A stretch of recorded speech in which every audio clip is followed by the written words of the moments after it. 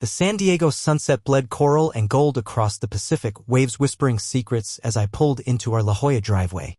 I'm Jake Carter, 35, a tech entrepreneur who turned a $50,000 gamble into $10 million in Bitcoin by 2021.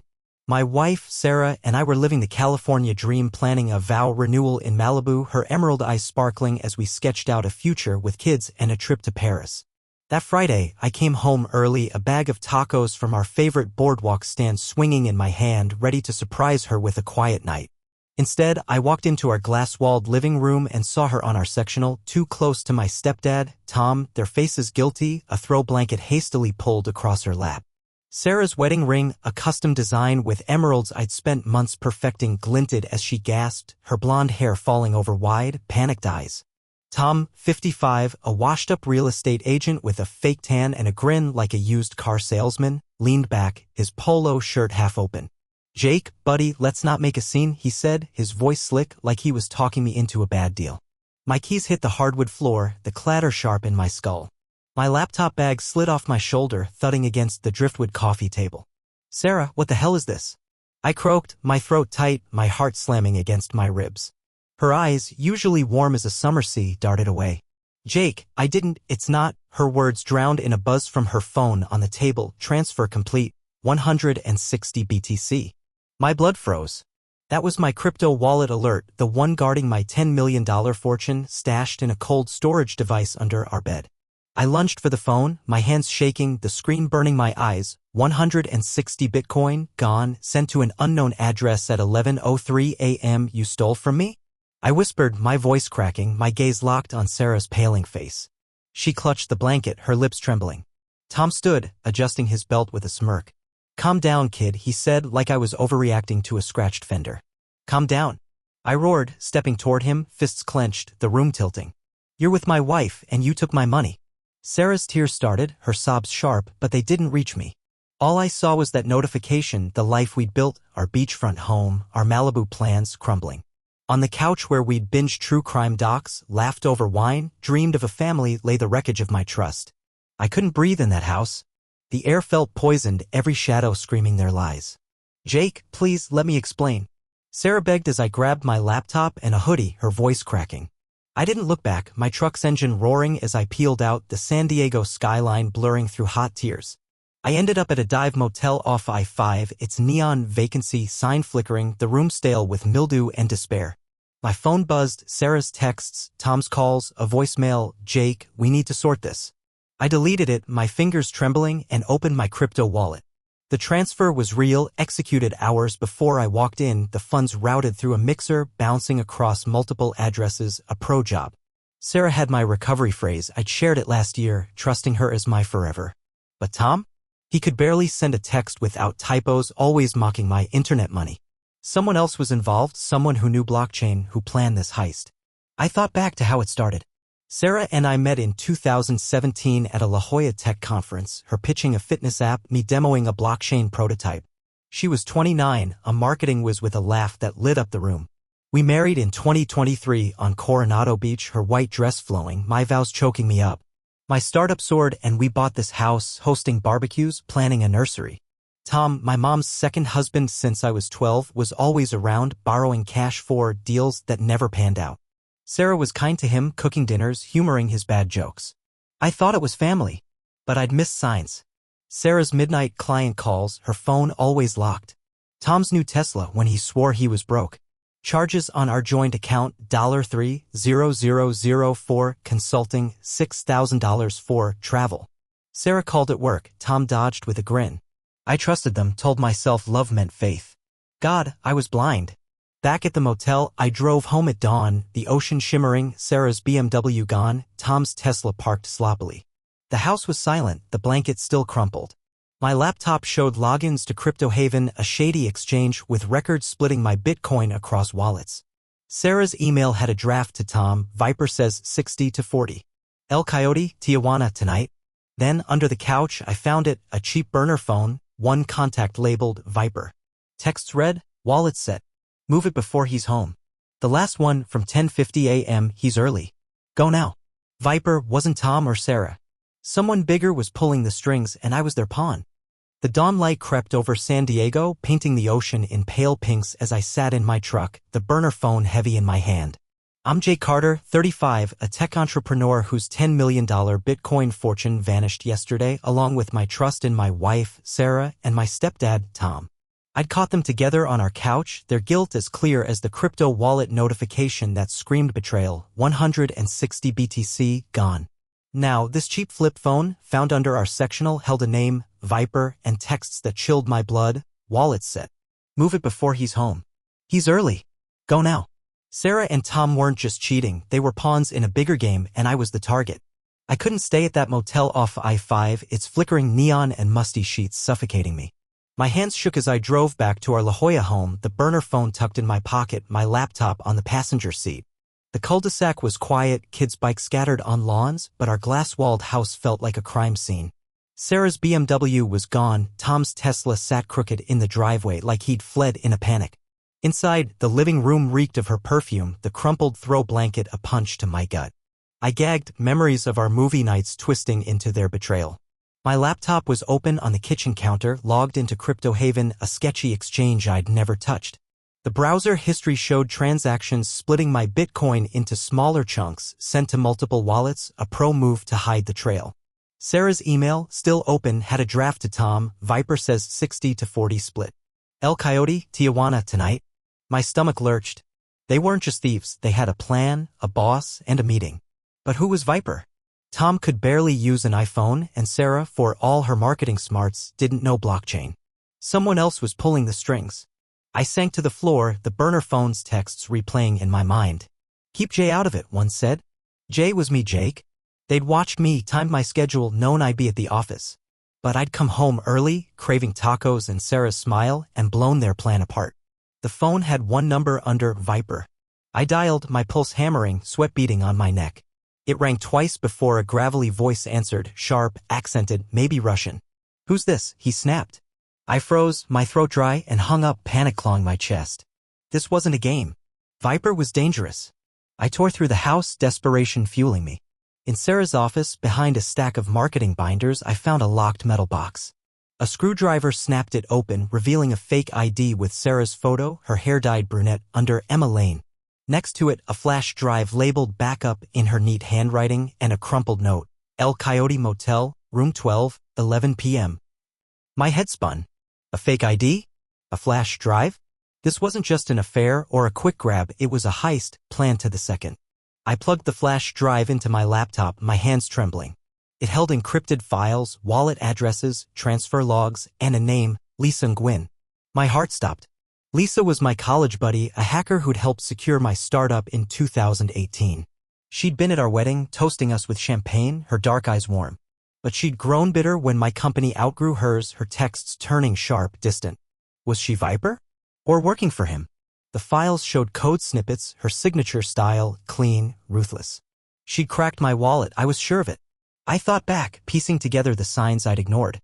Sarah and I met in 2017 at a La Jolla tech conference, her pitching a fitness app, me demoing a blockchain prototype. She was 29, her laugh bright, her ambition electric. Our first date was tacos on the boardwalk, her teasing me for dreaming big. You'll be a tech mogul, huh? She'd said, kissing me under string lights. We married in 2023 on Coronado Beach, my vows shaky with love. My startup exploded and we bought this house, planning a family. Sarah was my rock, or so I thought. Tom was always around, my mom's second husband since I was 12. He'd raised me, taught me to fish, but his real estate deals always flopped, leaving him broke, borrowing cash from me for investments. Sarah was sweet to him, cooking dinners, laughing at his corny jokes. I thought it was kindness. But there were clues I missed, Sarah's late-night client calls, her phone always locked.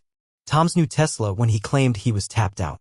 Charges on our joint account, $3,000 for consulting, $6,000 for travel.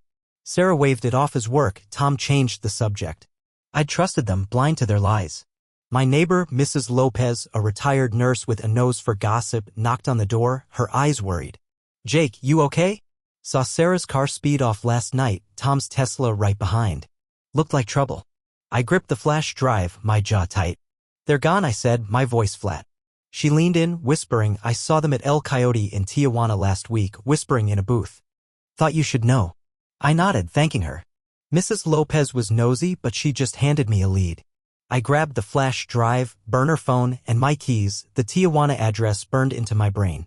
El Coyote was my only shot to confront them, to find Viper, to get answers. But doubt not at me. Could I face Sarah's tears, Tom's excuses? Was Lisa really involved, or was I chasing ghosts? The flash drive felt heavy in my pocket, its secrets a ticking bomb. I climbed into my truck, the ocean glittering under the morning sun, and headed south, my heart a mix of rage and dread. The border crossing was a blur, San Diego fading into Tijuana's chaotic sprawl, honking cars, street vendors, neon signs flickering in daylight. El Coyote Motel was a dump, its sign half-lit, the lot strewn with rusted cars and cigarette butts. Room 12's curtains were drawn, but I saw Sarah's shadow move inside. My pulse raced, the flash drive burning in my hand. I knocked, each thud echoing my heartbeat. The door creaked open, and Sarah stood there, her face pale, her red-rimmed eyes wide with shock.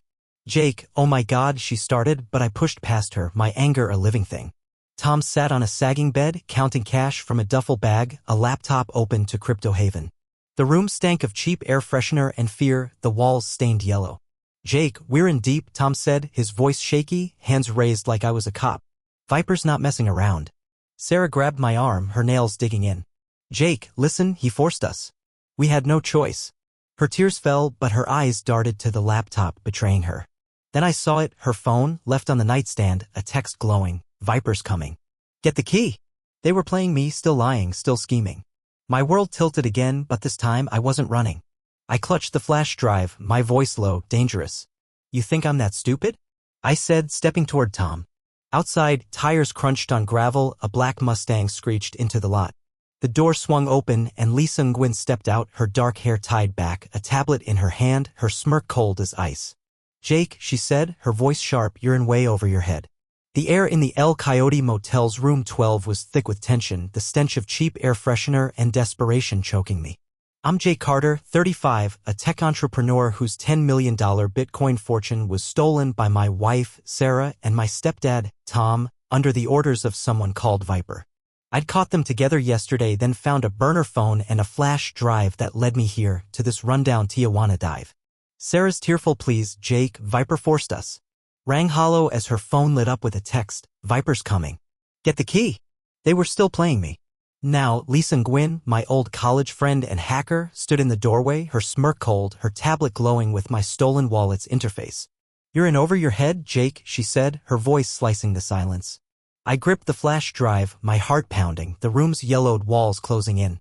Sarah's hand was still on my arm, her nails biting into my skin, her blue eyes wide with fear, or was it guilt? Tom, slouched on the sagging bed, stopped counting cash from a duffel bag, his fake tan paling. "Jake, let's talk this out," he said, his voice shaky, but his eyes darted to Lisa, betraying their alliance. The laptop on the bed showed Crypto Haven, my Bitcoin split across anonymous wallets. Lisa wasn't Viper, she was his tech, the one who'd cracked my security, and she'd been my friend, toasting my wedding, coding with me in college. Her betrayal cut deeper than Sarah's. "Lisa, you," I said, my voice breaking, stepping back toward the door. "We built my startup together. How could you?" Her smirk widened, her dark hair pulled tight, her eyes glinting with something dark, jealousy, maybe. "You got rich, Jake, left me behind," she snapped. "Your crypto was my ticket out.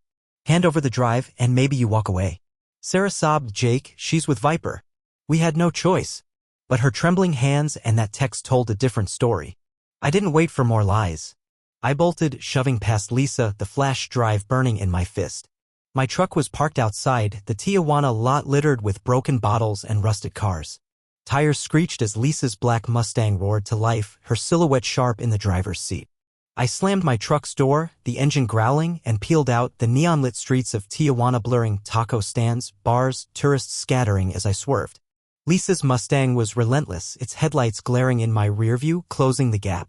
Sarah and Tom weren't with her. Had they stayed behind, or were they part of this chase? I crossed the border back into San Diego, the Gaslamp Quarter's neon signs flashing, clubs, breweries, drunk college kids stumbling into the street. My phone buzzed with a text from the burner I'd left in the glove box, "Don't let her get the drive. Viper." My stomach twisted. Viper was watching, tracking me, maybe through Lisa's tablet. The flash drive held more than evidence, it was the key to my $10 million, locked in a multi-signature wallet needing my code. They couldn't crack it without me. I wove through traffic, my truck's tires squealing, Lisa's Mustang kissing my bumper. A red light forced me to brake, and she pulled alongside, her window down, her voice sharp. Give it up, Jake. You can't outrun Viper. I met her glare, my hands slick on the wheel. You're not getting it, I growled, flooring the gas as the light turned green. The chase snaked through the gas lamp's narrow streets, past glowing signs for craft beer and live music, my heart a jackhammer. I needed a plan, a place to lose her. I aimed for Barrio Logan, a gritty neighborhood with empty lots and old warehouses, perfect for shaking a tail. My truck skidded into an abandoned lot, gravel spraying, the ocean's salt tang mixing with dust. A boarded-up warehouse loomed ahead, its windows dark, its walls tagged with faded graffiti. I killed the engine and ran, the flash drive in my pocket, my boots crunching on broken glass. Lisa's Mustang screeched in behind me, her headlights cutting through the dusk. She stepped out, tablet in hand, her voice echoing. You're trapped, Jake. Hand it over. I ducked inside the warehouse, the air heavy with mold and rust, broken machinery casting shadows. My phone's flashlight flickered, my breath ragged. The flash drive held Lisa's code, Sarah's emails, wallet logs, enough to bury them. But Viper's text haunted me. Was he here, watching? I crouched behind a rusted crate, my pulse deafening as Lisa's footsteps echoed closer, her tablet's glow bouncing off the walls. I know you're here, she called, her tone mocking. You always were too trusting. Then a new sound, tires on gravel, a car door slamming. I peeked through a crack in the boards, my blood running cold. A black SUV pulled up and a man stepped out, lean, shaved head, a scar across his brow, Viper. His voice, gravelly and accented, matched the burner phone. Lisa, enough games, he barked. Where's the drive? She froze, her smirk fading, and I realized she wasn't in control, Viper was, and he was done waiting. I slipped deeper into the warehouse, my mind racing. The flash drive was my leverage, but Viper's presence changed everything.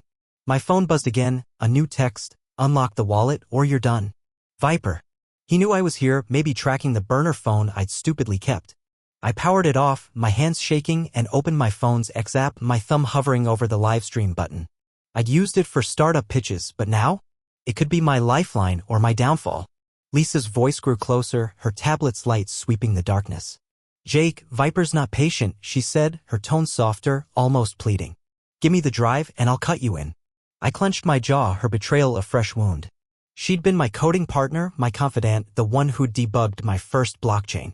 But jealousy had turned her against me and now she was Viper's pawn. Footsteps echoed, Viper was inside, his shadow looming. I had seconds to decide. The flash drive could end this, but handing it over meant losing everything. My finger hit the live stream button, the X app glowing, thousands tuning in instantly. Comments flooded. What's happening? Is this real? I whispered into the mic, my voice low, they stole my life. I'm exposing them. The warehouse's darkness swallowed me, but the world was watching. Viper's voice cut through, cold and sharp.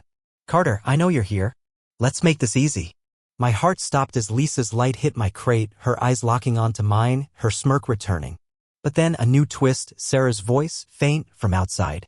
Jake, don't trust them, she screamed, her silhouette in the SUV's headlights. Was she here to help, or was this another lie?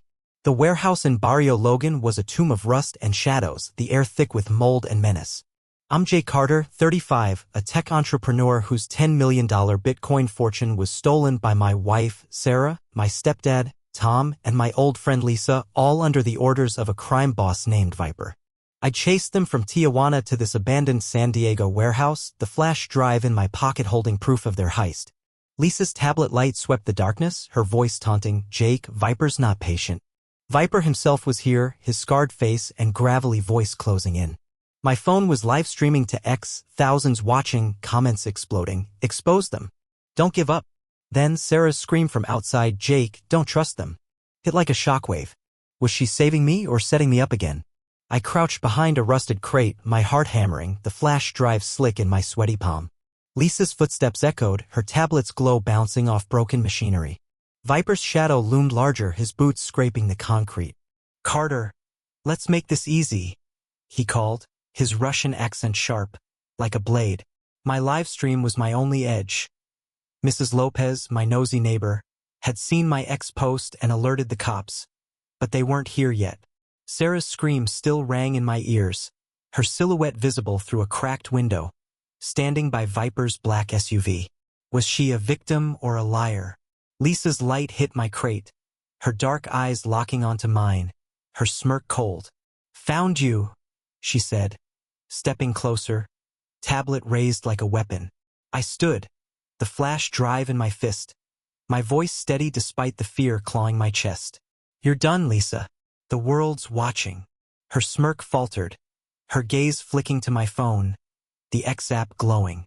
"You're bluffing," she hissed, but doubt crept into her voice. Viper's laugh cut through, low and chilling. "A live stream? Cute kid. Won't save you." He stepped into view, lean, shaved head, scar gleaming under the faint light. His dark jacket hid a bulge. A gun, I was sure. "Your money's in a multi-sig wallet," he said, his tone calm, like we were discussing coffee. "3 keys, Sarah's, Tom's, yours. They screwed up, couldn't get yours. That's why you're still breathing." My stomach twisted. My $10 million wasn't gone, it was locked, and I was the final piece. Sarah and Tom's affair, the heist, had been a distraction to keep me blind while they worked me for the key. "Why tell me?" I asked, stalling, my thumb nudging the phone's mic closer. Viper's eyes narrowed, his scar twitching. "They're sloppy. Sarah's been skimming her nonprofit, owes me $500,000. Tom's got gambling debts, $700K, bad poker hands. They thought your crypto would clear it, but they're amateurs. You're smart. Unlock the wallet, keep half." Lisa's jaw tightened, her tablet lowering slightly. Sarah's scream made sense now. She wasn't saving me. She was scared Viper was cutting her out. I glanced at the window. Sarah was closer, her face pale, Tom beside her, his hands raised like he was pleading. "Jake, he's lying," she shouted, her voice cracking. "He forced us." Tom nodded, his fake tan glistening with sweat. "We're in too deep, kid." But their eyes darted to Viper, not me, and I saw the truth. They'd sell me out to save themselves. Lisa stepped forward, her voice soft, manipulative. "Jake, give me the drive. We can split it like old times." Old times? She'd coded my startup security, laughed at my wedding, then stabbed me in the back over jealousy. My live stream buzzed, comments flooding. "Don't trust her. Cops are coming." I held up the flash drive, my voice loud for the mic. "This has everything. Your code, Lisa, Sarah's emails, Viper's orders. You're all going down." Viper's smirk faded, his hand twitching toward his jacket. Lisa lunged for the drive, but I dodged, my foot catching a pipe, the clang echoing. Sarah screamed again, "Jake, run!" But I was done running. I backed toward a broken window, the ocean's roar faint outside, my mind racing. Viper wanted the drive, the wallet, my key. But I'd been planning since Tijuana. My phone's live stream wasn't just a cry for help. It was evidence, broadcasting their confessions to thousands, maybe millions. Mrs. Lopez's 911 call had bought me time, but I needed more.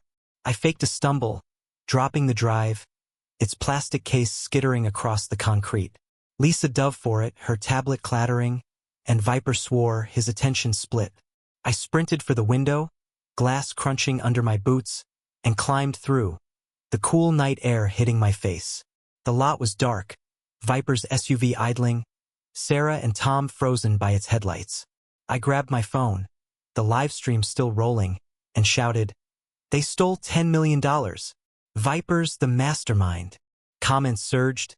"Holy crap. Get Jake." Sarah rushed toward me, her hands outstretched. "Jake, I'm sorry. Viper threatened my family." Her tears looked real, but that text, "Get the key," burned in my mind. Tom grabbed her arm, pulling her back. "Kid, don't make this worse," he yelled, but his voice cracked, his eyes on the warehouse door. Lisa emerged, the flash drive in her hand, Viper behind her, his face a mask of rage. "You're out of moves, Carter," he said, his hand now gripping a phone, not a gun.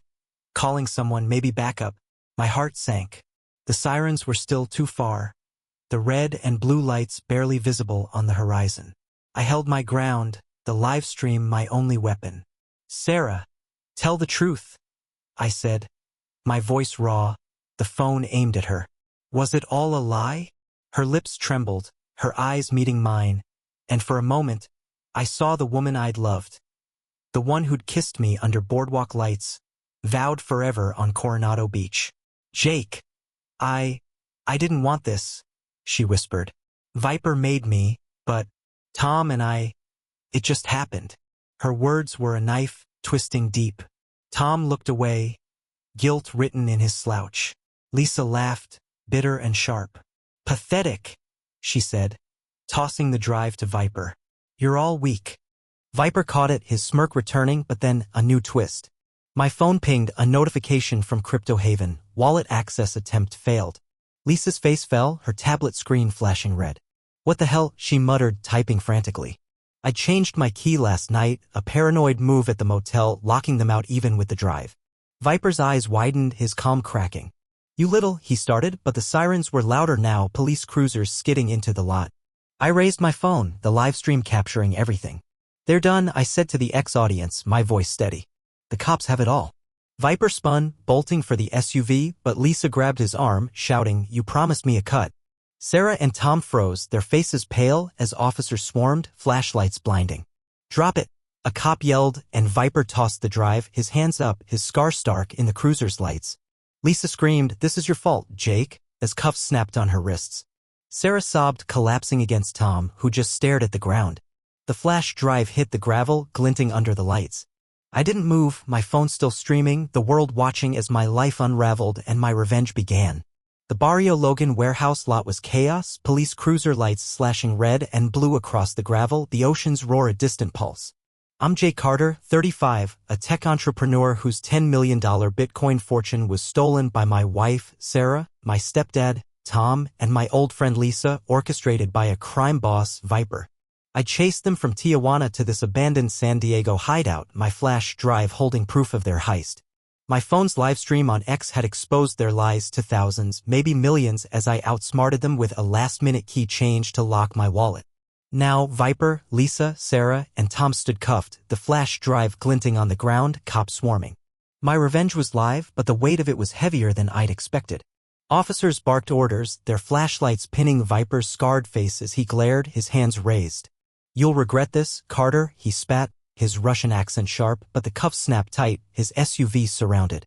Lisa thrashed, her dark hair wild, screaming, Jake, you ruined everything.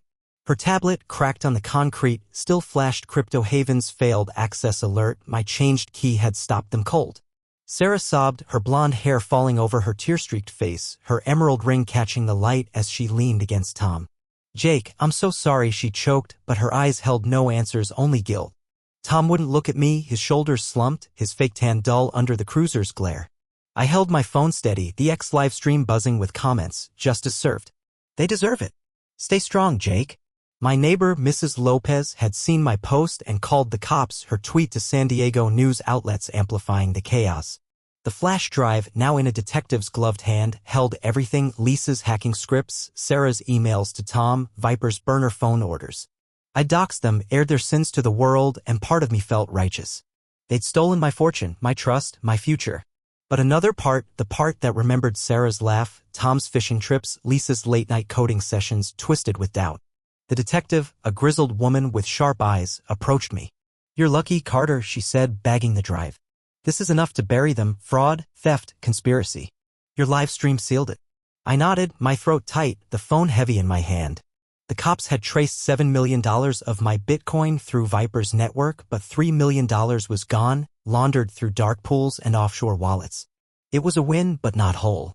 My home, my marriage, my family, they were ashes. As the police led them away, Sarah's eyes met mine, pleading broken. Jake, I loved you, she whispered, her voice barely audible over the sirens. Tom muttered, I was protecting you, kid, but his head stayed bowed, his excuses empty. Lisa's glare burned, her smirk gone, replaced by a cold defiance that promised no remorse. Viper was silent, his scar stark as he was shoved into a cruiser, his empire crumbling. I stopped the live stream, the screen dark, the comments still pouring in. Hero. You went too far. They had it coming. Back in La Jolla, our glass-walled house felt like a ghost town. I'd hauled the sectional to the dump, its stains a memory I couldn't face. Sarah's emerald ring sat in a safe, its sparkle a cruel reminder of our vows. The cul-de-sac hummed with normalcy, kids on bikes, Mrs. Lopez watering her roses, but I was stuck, replaying that couch, that notification, that live stream. My ex-post had gone viral, Sarah's nonprofit shuttered, her name trashed on local news, her marketing career dead. Tom's real estate license was revoked, his social circle gone, old clients shunning him. Lisa's tech cred was toast, her GitHub wiped, her name blacklisted in every San Diego startup. Viper faced decades, his rap sheet a novel of fraud and extortion. Letters came from jail. Sarah's, tear-stained, begged forgiveness. Viper threatened my sister. Tom was a mistake. I loved you, Jake. Tom's claimed he'd shielded me from Viper's goons, his gambling debt's a trap. Lisa sent nothing, her silence louder than words, her courtroom smirk saying she'd play again if she could. I read the letters once, then locked them away, their words hollow against the truth I'd seen, Sarah's darting eyes, Tom's weak lies, Lisa's bitter jealousy. I sat in my truck, the engine off, the Pacific shimmering under a late afternoon sun. The $7 million was enough to rebuild a new startup, a new life. But my heart? Shattered. I'd exposed them and the internet cheered, strangers calling me a hero, crypto bros sending donations. But others judged me, saying I'd destroyed Sarah's life, shamed Tom publicly, ruined Lisa's future. Was it justice, or had I become the villain, airing their sins for clout? Could I have saved Sarah, pulled her from Viper's grip before she fell? Could I have spared Tom's dignity, let Lisa face a quieter reckoning? The question that haunted me most, why hadn't I seen it? Sarah's late-night calls, Tom's flashy Tesla, Lisa's distant jabs, they'd been screaming warnings and I'd been blind, wrapped in love and trust. I'd won, but at what cost? My family was gone, my home a shell, my victory bitter. I thought of Sarah's last words, I loved you, and wondered if any part of her meant it. I thought of Tom's fishing trips, Lisa's old laughs, and felt a pang for what we'd lost, not just to betrayal, but to my choice to livestream it all. I opened X, the post still trending, and typed a final message. Would you forgive a spouse who cheated with your family? Would you expose their lies to the world, or let it go? Have you ever chosen between revenge and mercy? I'm lost, tell me I'm not alone. Comments poured in, stories of heartbreak, of vengeance, of healing. I wasn't alone, but I wasn't whole either. I started my truck, the engine rumbling, and drove toward the beach, the waves calling. Maybe I'd find answers there, or maybe I'd just keep moving. Subscribe to Cheating and Chaos for more stories of broken hearts and hard-won justice. I'm Jake, and this is my truth. Comment below, because I need to know, what would you have done?